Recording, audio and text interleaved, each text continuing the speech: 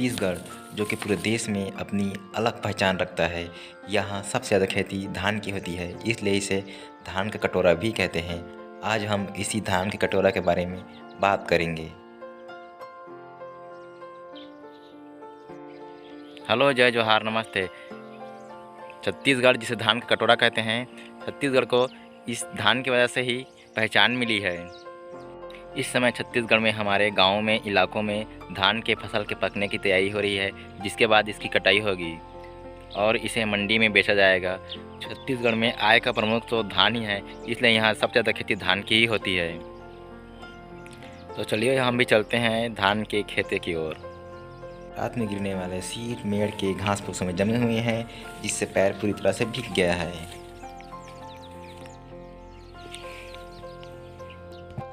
ये धान की कच्ची बालियां हैं और ये लगभग अब पकने ही वाली है। धान के पकने के साथ साथ ही ज़मीन के सूखने का भी इंतज़ार हो रहा है, क्योंकि अभी ज़मीन गीला है और इसमें अगर हार्वेस्टर चलेगा तो हार्वेस्टर दब जाएगा।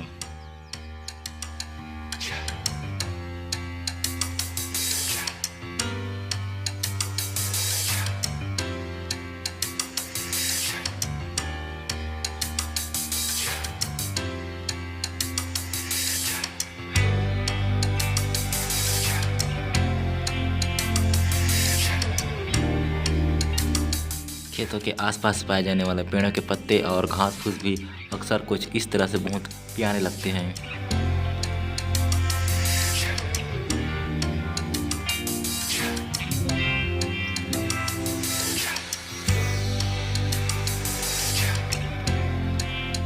ओस की बूंदें धान के पत्तों पर कुछ इस तरह से बिखरी हुई है, जिसे देखकर लग रहा है जैसे इन दोनों का बहुत पुराना और गहरा रिश्ता हो।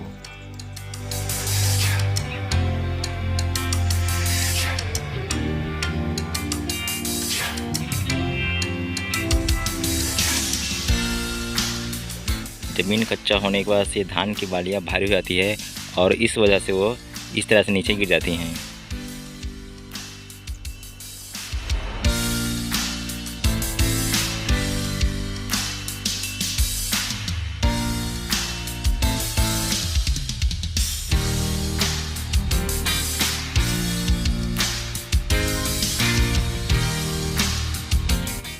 आम का पेड़ जो को अब इस इंतज़ार में है, न जाने कब बसंत आएगा और कब इसमें मोर लगेंगे।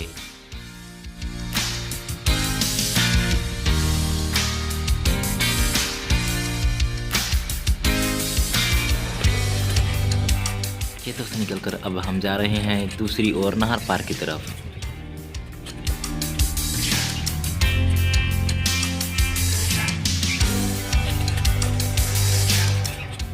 तो इस समय कुछ जगह पर धान कटाई अब हो चुकी है और कुछ जगह पर अभी इसकी तैयारियां चल रही है।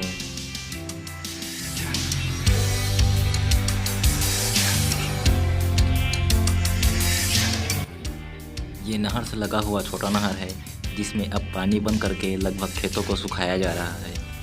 हम जा रहे हैं नहर के उस ओर जहाँ और भी खेत हैं।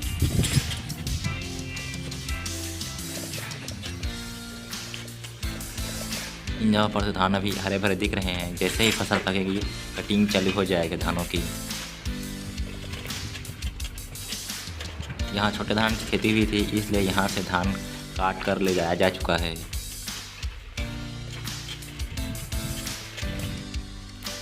ये स्वर्णा धान है, पर धान की वैरायटी कोई सा भी हो, किसानों के लिए तो सभी धान सोना ही होते हैं।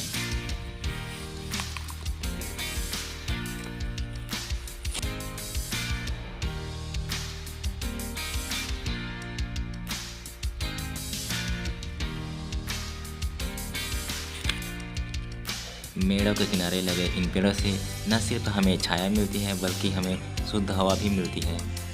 गर्मियों में यह राहत प्रदान करते हैं।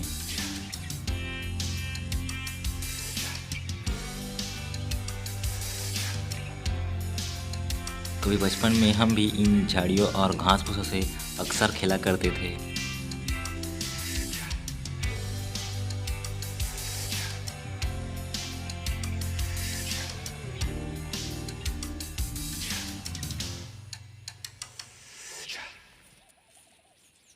साथियों, इन खेतों के मेड़ों में अक्सर हमें तितलियाँ, भँवरे और पंछियाँ देखने को मिल जाती है जो इधर-उधर घूमती रहती हैं अपने खाने की तलाश में।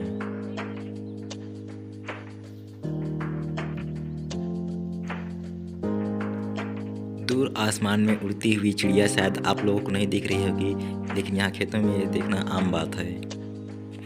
तो चलिए नहर से थोड़ा और आगे बढ़ते हैं, देखते हैं हमें वहाँ क्या-क्या दिखाई देने वाला है खेतों में। क्योंकि इस समय मैं अभी साइकिल में हूँ, तो मेरे एक हाथ में साइकिल का हैंडल है और दूसरे हाथ में मोबाइल है, जिसके कारण मोबाइल का कैमरा हिल रहा है बार-बार। यहाँ इन खेतों में जामुन के पेड़ पाए जाते हैं, जिनमें फल गर्मी के मौसम में लगते हैं। अब यहाँ से थोड़ा और आगे बढ़ते हैं। आखिरकार इन हरे भरे खेतों का वो नज़ारा देखने को मिल ही गया, जिसे दिखाने के लिए मैं इतनी दूर आया था। यहाँ खेतों का बहुत ही सुंदर नज़ारा दिखाई दे रहा है। अभी इन कुछ खेतों में अब दवाई का छिड़काव भी होगा।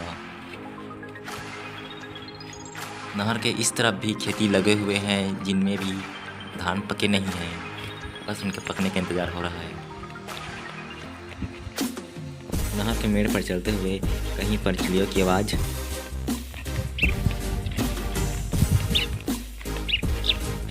तो कहीं पर खुशी से झूमते हुए तितलियाँ दिखाई दे रहे हैं।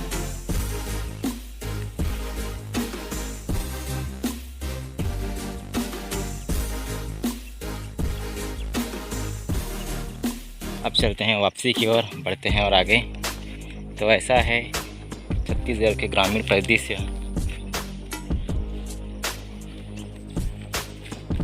अब बस धान के पकने का इंतज़ार हो रहा है, उसके बाद इसकी कटाई मिसाई जो भी होना है वो होगा। ज़मीन के गीले होने की वजह से यहाँ मशीन नहीं आ सकते। जैसे ही खेत सूखेगा, धीरे धीरे यहाँ मशीन आ जाएगा और फिर किसान और खेतों के धान की कटिंग करेंगे, फिर उन्हें मंडी की ओर लेकर जाएंगे और उन्हें बेचेंगे। यहाँ कहीं-कहीं पर खेतों में काम करते हुए किसान दिखाई दे रहे हैं, जो खेती की दवाई वगैरह छिड़कने वाले हैं और देखभाल कर रहे हैं। यहाँ खेतों में किसान अपने धान को बचाने के लिए इस तरह से एक आग भौड़ा लगाते हैं, जिनसे जंगली सुकर डर जाते हैं और खेतों को नुकसान नहीं पहुँचाते हैं। तो साथियों, ऐसा था छत्तीसगढ़ के गाँव का खेत। वीडियो कैसा लगा कमेंट करके बताइए, और ऐसे ही छत्तीसगढ़ के ग्रामीण परिदृश्य और संस्कृति को जानने के लिए चैनल को सब्सक्राइब कीजिए। Thank you.